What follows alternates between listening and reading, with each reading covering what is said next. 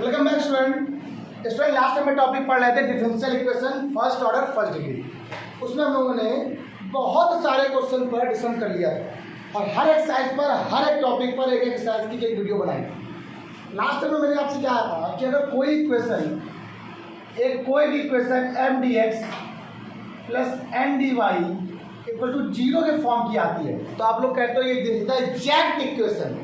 अगर exact equation है तो कुछ अलग होती है, तो आप लोग क्या बोलते हो कि del M upon del Y equal to del N upon del X हो जाए तो उसको बोलते हैं exact differential equation.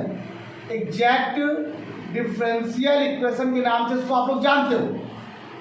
Simple paper ये इसके पहले का टर्म की क्लास थी आपकी, लेकिन आप जो मैं लास्ट टाइम पे आपको पढ़ा रहा था उसमें मैंने कहा था कि M D X plus N D Y equal to zero अगर एग्जैक्ट इक्वेशन नहीं बना रहा है, इट्स नॉट एग्जैक्ट इक्वेशन, तो एग्जैक्ट इक्वेशन को करना पड़ेगा सॉल्व, मतलब एग्जैक्ट इक्वेशन को बनाना पड़ेगा, उसको फाइंड करना पड़ेगा, मतलब कुछ ऐसा काम करना पड़ेगा वो एग्जैक्ट बन जाए। ऐसा क्या करें, उसके 4 रूल थे। पहला रूल और दूसरा रूल कल लास्ट टाइम की वीडियो मैंने पढ़ाया था आपको, वो क्या था मैं एक बार यहाँ पे जरूर बता दूँ, मेंशन करना जरूरी है। नंबर फर्स्ट ये एग्जैक्ट होती है और इसी में लिख देंगे if del upon del Y not equal to del N upon del X, ये क्या हो जाएगी, एग्जैक्ट इक्वेशन नहीं है, नॉट एन एग्जैक्ट इक्वेशन। अब एग्जैक्ट इक्वेशन नहीं है, नॉट एन, अब ये एक एग्जैक्ट इक्वेशन नहीं है।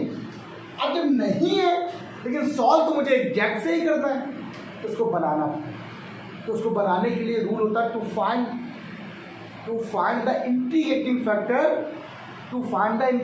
Factor of this function. ठीक, अच्छा इस फंक्शन का इंटीग्रेशन फैक्टर निकालेंगे किसके लिए, एग्जैक्ट को बनाने के लिए, फॉर मेकिंग एग्जैक्ट इक्वेशन। ठीक, एग्जैक्ट इक्वेशन को फॉर्म करने के लिए हम लोग क्या करेंगे, इंटीग्रेटिंग फैक्टर को फाइंड आउट करते हैं। रूल नंबर फर्स्ट, उसका रूल नंबर फर्स्ट क्या था, मैंने क्या कहा था, नंबर 1 इफ मान लिया m में x से मल्टीप्लाई करा दिया जाए, n में y से मल्टीप्लाई करा, उसकी value not equal to zero आ जाएगी, कितनी आ जाए। अब m यहाँ पे क्या है, n यहाँ पे क्या आपको बता चुका हूँ, m क्या होता है dx के साथ, m क्या होता है dy के साथ। उसमें अगर x से मल्टीप्लाई, इसमें अगर y से मल्टीप्लाई, दोनों को जोड़ दिया जाए उसकी value not equal to zero आ जाती है, then an integration factor is 1 upon क्या होगा, mx प्लस एन वाई, इसका क्या हो जाएगा, इंटीग्रेशन फैक्टर बन जाएगा। ओके, इस इक्वेशन में ठीक। ओके, अब इसी में सेकंड रूल बताया था, रूल नंबर फर्स्ट था। सेकंड रूल क्या था, if mx minus N Y not equal to zero, then an integrating factor is, इसका एक इंटीग्रेटिंग फैक्टर क्या बनेगा, mx माइनस एन वाई बन जाएगा, 1 upon mx minus N Y, ये 1 upon mx plus N Y, इसी का मल्टीप्लाई करके कल ये क्वेश्चन बताया था, लास्ट टाइम पे ये क्वेश्चन चल रहा है। आज रूल नंबर थर्ड, आज रूल नंबर क्या होगा, थर्ड क्या होगा, इफ, तो सेम बात। अब यहीं पर चीज़ों को समझाना है, ये क्वेश्चन तो दिया ही है आपको, m dx plus n dy equal to zero, ये है कि नहीं, ये तो मैंने क्लास में समझाया बताया। अब तीसरा वाला थोड़ा अच्छे से समझा देते हैं। मान लो कोई क्वेश्चन दिया गया है, ये एग्जैक्ट नहीं है, लिखा हुआ साफ साफ नॉट एग्जैक्ट क्वेश्चन। अगर एग्जैक्ट में ये होता है, इसमें एग्जैक्ट नहीं होता। अब एग्जैक्ट नहीं है तो हम लोग क्या करेंगे, इसमें थोड़ी अलग चीज़ें लिखेंगे। क्या लिखेंगे, 1 अपॉन एन होता है, 1 अपॉन, जो कोई है क्या, 1 अपॉन एन डेबर है upon del Y minus del N upon del X. ठीक, del N upon del Y minus del upon del X equal to F X, क्या वैल्यू आपके पास, इक्वल टू एफ एक्स। ठीक, इसको solve करने पर F x आ जाएगा और इसका इंटीग्रेटिंग जो फैक्टर होगा वो क्या होगा, ई की power integral F x D X हो जाएगा, क्या हो जाएगा। और वैसे नॉर्मली सॉल्व कर लेंगे, इंटीग्रेटिंग फैक्टर से मल्टीप्लाई करा के आ जाएगा आंसर। मैं भी करके दिखा रहा हूँ दोस्तों, कभी कभी क्या होता है सर, इसको ना करके इधर ऐसे भी कर देते हैं, अब यहाँ पर एम हो जाएगा, ये डेबर एम अपॉन, चेक कर लें गलती मुझे, डेबर एम अपॉन डेबर, अब ये del N upon del X minus del N upon del Y. अब जो फंक्शन बचेगा वो वाई का बचेगा। अगर वाई अकेला भी है तो भी अच्छी बात है, अगर कांस्टेंट हो सकता है वाई बचे या कांस्टेंट बचे, कांस्टेंट वैल्यू आ सकती बेटा। तब इसका इंटीग्रेटिंग फैक्टर क्या बनेगा बेटा, ई की power integral F Y D Y. अब सॉल्व करना सबको आता है, ये सॉल्व करते थे, मल्टीप्लाई कराना होता था ना, इंटीग्रेटिंग फैक्टर होता है उससे सिर्फ और सिर्फ मल्टीप्लाई कराता है बच्चे। और रूल बिल्कुल सेम वही है जैसे मैंने भी बताया, जो रूल मैं बता रहा हूँ बिल्कुल सेम वही रूल है और कुछ नहीं करना आपको, वो ऑटोमेटिक वो क्वेश्चन क्या एग्जैक्ट बन जाएगी। क्या बन जाएगी आपके पास। अब मैं आपको यहाँ पर ये बताना चाहता हूँ क्वेश्चन से स्टार्ट करना, आपको ज़्यादा समझ आएगा। मान लीजिए पहला क्वेश्चन लिखा मैंने, एक अच्छा सा क्वेश्चन लिखा मैंने आप लोग को, वो क्या है सुन, ये बुक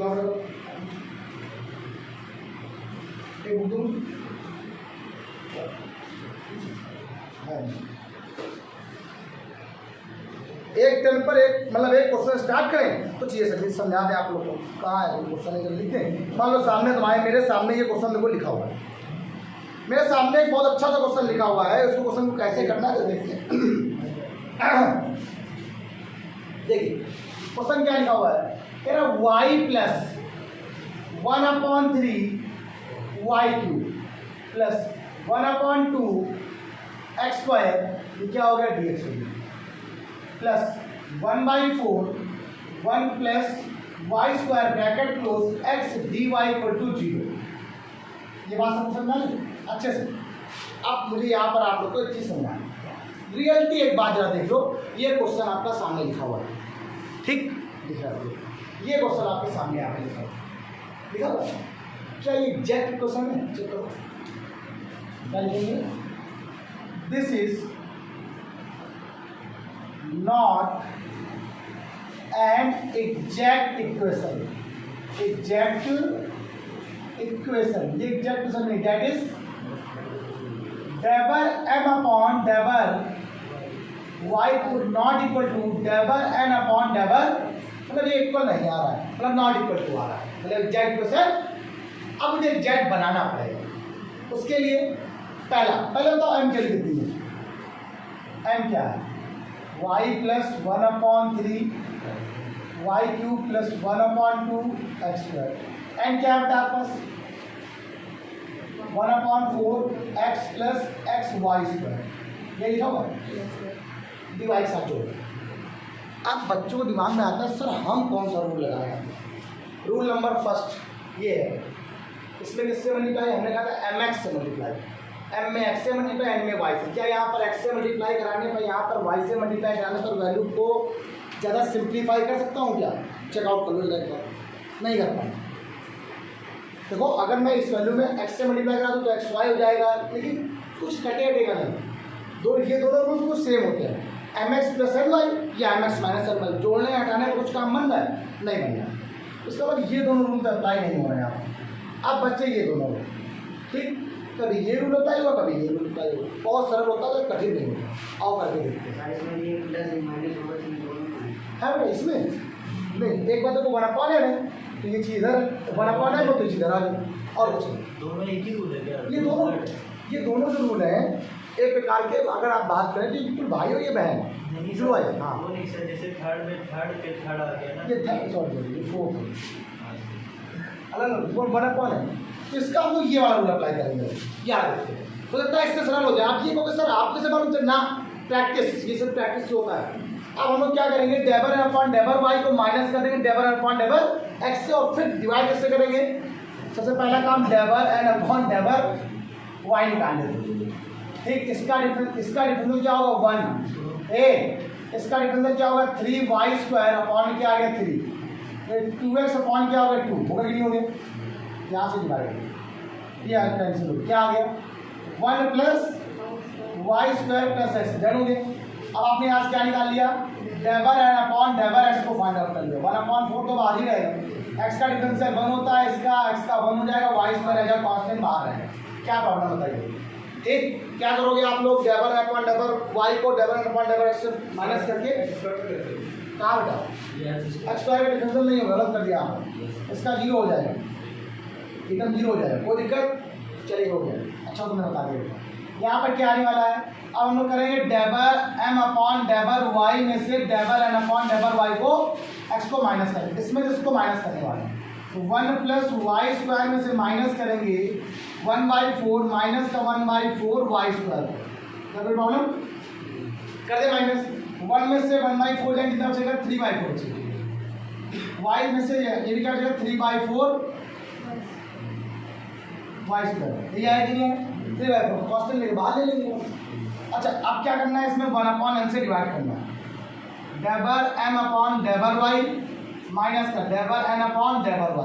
ठीक, 1/n से डिवाइड करना है। इसमें जरा देखो 1/n, n के देखो ये लिखेंगे, इसे डिवाइड करना। तो ये वैल्यू है ही नहीं आपके पास, ये 3/4 को बिल्कुल बाहर ले लो। 1 प्लस क्या आ गया? Y square. अपॉन किससे करना है आपको? इससे 1/4 और n कितना है आपको? देखो x प्लस x, यहाँ से भी कॉमन ले लेना जरा। 1 प्लस यहाँ से क्या आ गया? वाई स्क्वायर और ये हो गया x। तो ये इसको खा गया, 4 से 4 डिवाइड हो गया, तो आंसर कितना आ गया? 3/x हो गया। बताइए कोई प्रॉब्लम है बच्चों? क्या सॉल्व हो गया? बहुत सरल है यार, देखो कितना सरल हो गया। अब आपने जो ये निकाला वही क्या आ गया? इसका इंटीग्रेशन फैक्टर fx हो गया। इसी क्या बोलेंगे हम लोग बेटा? fx बोलेंगे। और आगे देखते हैं। हाँ चल रहा है। अब हम लोग क्या निकालेंगे यार बेटा? इंटीग्रेटिंग फैक्टर e की पावर fx dx। डन हो गया। e की पावर fx की वैल्यू 3/x dx। अच्छा बताओ जरा, 3 बाहर हो गया, 1/3 क्या होता है? लॉग x होता है कि नहीं होता? और ये ऐसे लग जाएगा, तो e की पावर लॉग x की वैल्यू कितनी आ गई? x की पावर। इंटीग्रेटिंग फैक्टर आपके पास आ गया। अब लास्ट स्टेप बचा आपके पास, क्या बचा है? अब इस इंटीग्रेटिंग फैक्टर से मल्टीप्लाई कराना है किसमें? क्वेश्चन में। तो वो क्वेश्चन ऑटोमेटिक क्या बन जाएगा? एग्जैक्ट क्वेश्चन बन जाएगा। क्या बन जाएगा? सॉल्व कर लेंगे। अच्छा जगह नहीं चाहिए यार, एक बार राइट डाउन को तो बताया क्लास तो तो बच्चा आपने इंटीग्रेटिंग फैक्टर निकाल लिया। क्या आया? x की पावर 3। मैंने क्या बताया था? x की पावर 3 से मल्टीप्लाई। अगर मल्टीप्लाई से करा दो इससे तो क्या आ जाएगा? देखो x की पावर 3y प्लस 1/3 x की पावर 3 y की पावर 3 प्लस 1/2 x की पावर 5। ये क्या हो गया? dx प्लस 1/4 बिल्कुल बाहर है। मल्टीप्लाई किससे कराया आप लोगों ने? x पावर, तो x की पावर 4 ब्रैकेट में क्या आ गया? 1 प्लस वाई स्क्वायर dy। अब मैंने आपको क्या बताया था? अब जो बनेगा वो एग्जैक्ट इक्वेशन बनेगी, चाहे सॉल्व करके देख लो, वो तुम्हारा काम। आप चाहो तो चेक कर सकते हो, चेक कर दिखाएंगे। ठीक, आप देखना, अगर आप इसको चेक करोगे तो del m upon del y equal to क्या हो जाएगा? Del n upon del s। ये पढ़ा चुका हूँ क्लास में, ये बार बार चेक करने से टाइम थोड़ा खराब हो। तो del upon del y equal to del upon, आज ही क्या खत्म है। अब अगर ये एग्जैक्ट है तो आपको पता है इंटीग्रेशन कर देते हैं हम डायरेक्ट। तो इसका इंटीग्रेशन किसके रेस्पेक्ट में? x के रेस्पेक्ट पर। x cube y plus 1/3 x cube y cube plus 1/2 x की पावर क्या आ गया? 5। ये x के रेस्पेक्ट पे होगा और ये उन्हीं टर्म का इंटीग्रेशन करेगा। ये वाला पार्ट जो होता है, मैंने क्या बताया था? Do not contain y element, जो x एलिमेंट, जो x का एलिमेंट नहीं रखेगा। ये तो पूरा पूरा रखे हुए, इसका मतलब ये क्या हो गया इंटीग्रेशन का? इसका इंटीग्रेशन कर दो सब।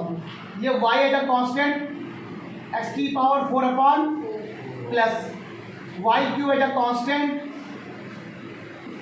x की पावर 4 x की पावर 6 ये कांस्टेंट हो गया। तो 0 ये बराबर कितना आ गया? c।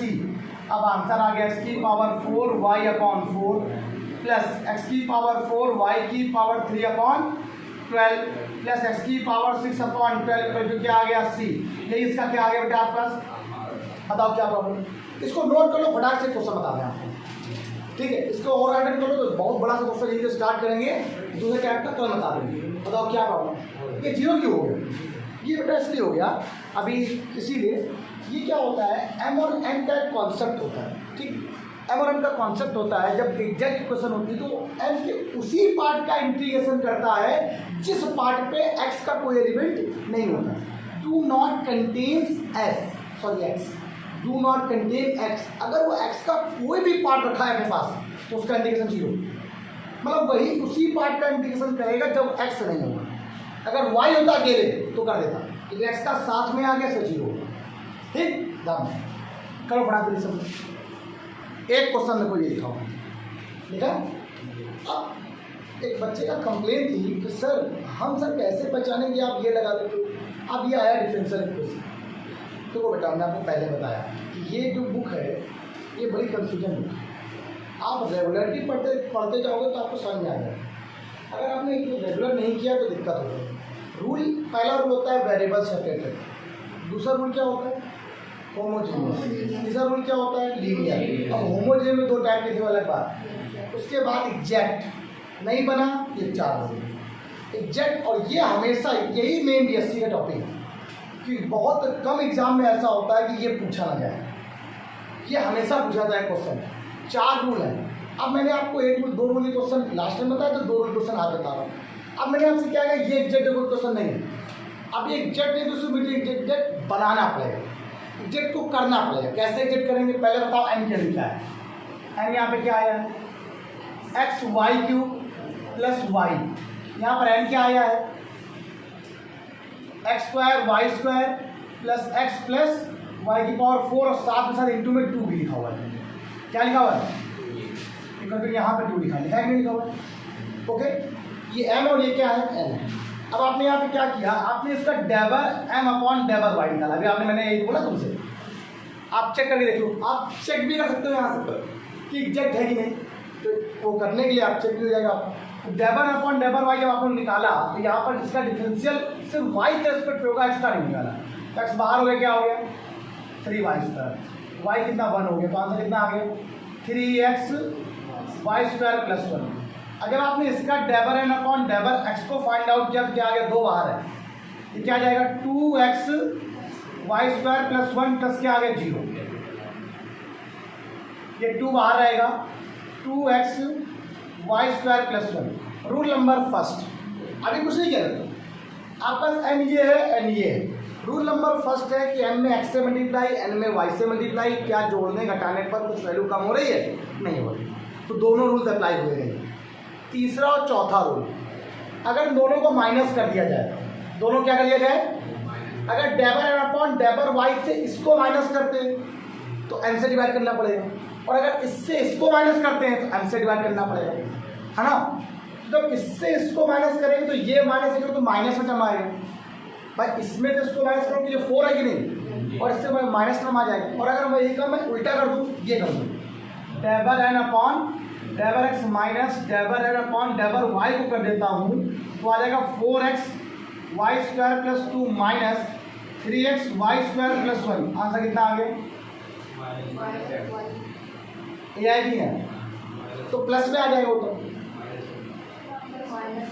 अच्छा ये माइनस सॉरी तो माइनस में यहाँ 1 बच जाएगा। ओके, तो यहाँ देखो प्लस में वैल्यू आ गई यहाँ पर, ओके नो प्रॉब्लम। तो यहाँ पर मैंने अपने ये टर्म रूल नंबर 4 है, तो 1/m से डिवाइड था, किससे डिवाइड था, m से डिवाइड था, मतलब 1/m हो जाएगा यहाँ पर। Del n upon del x minus del m upon del y equal to, यहाँ से करोगे xy² प्लस 1/m। यहाँ पे कितना लिखा हुआ, ये लिखा हुआ, कुछ कॉमन है क्या इसमें, y कॉमन है तो xy² प्लस 1 और ब्रैकेट में यहाँ y हो गया तो कैंसिल हो गया, तो ये फंक्शन 1/y आ गया, डेट्स मीन fy हो गया। यही तो आएगा इंटीग्रेटिंग फैक्टर। अब इसका मुझे इंटीग्रेटिंग फैक्टर निकालना है, क्या निकालना है आपको, करो जरा। तो now the integrating factor is e की पावर 1/y dy। 1/y क्या होता है, log y हो गया, और log y का सिर्फ y बचे, किन बचे, समझा लो। और इसी इंटीग्रेटिंग फैक्टर का आप लोग क्या कराते हो, मल्टीप्लाई, क्या कराते हो, कराओ मल्टीप्लाई जरा इक्वेशन नंबर फर्स्ट में। जब मल्टीप्लाई कराया तो क्या आ गया, एक्स वाई की पावर 4 प्लस y² dx, 2 बाहर रहेगा, x² y की पावर 3 xy प्लस y की पावर क्या आ गया 5 dy इक्वल टू क्या आ गया 0। अब ये एग्जैक्ट इक्वेशन देखो बनी, अब ये बनी एग्जैक्ट इक्वेशन, चाहो तो करके देख लो। Now this is the exact differential equation. अब एग्जैक्ट डिफरेंशियल इक्वेशन है तो जैसे सॉल्व करते वैसे सॉल्व कर देते। तो एग्जैक्ट डिफरेंशियल इक्वेशन में आपने एक बात पढ़ी थी, इसमें एक बहुत सिंपल वे पर एक बात होती है, क्या होती है, इंटीग्रल एक्स वाई की power 4 plus Y square D X and Y as a constant. यहाँ पर वाई कैसे रहता है, और ये वाला पार्ट में उसी पार्ट का इंटीग्रेशन करता है do not contains x element, जो एक्स का एलिमेंट अपने पास नहीं रखता। Do not contain element of x, do not contain x, जो एक्स नहीं रखे। इस वाले पार्ट में उसी का इंटीग्रेशन करेगा जो एक्स नहीं रखे। इसका इधर तो एज अ कांस्टेंट रहेगा वाई, तो यहाँ पर जब वाई एज अ कांस्टेंट तो वाई की पावर 4 ये जाएगा X square upon 2। Y as a constant बाहर हो गया, बचेगा 1 का इंटीग्रेशन एक्स हो गया प्लस 2। इसमें लिखो क्या लिखा होगा, ये तो एक्स का एलिमेंट रखे हुए 0 है, ये भी रखे 0, तो वाई की पावर 6 अपॉन 6 बराबर क्या आ गया, बराबर 0 चला सी आ गया यहाँ पर। बोलो कितना आया, एक्स स्क्वायर वाई की power 4 upon 2 X Y square plus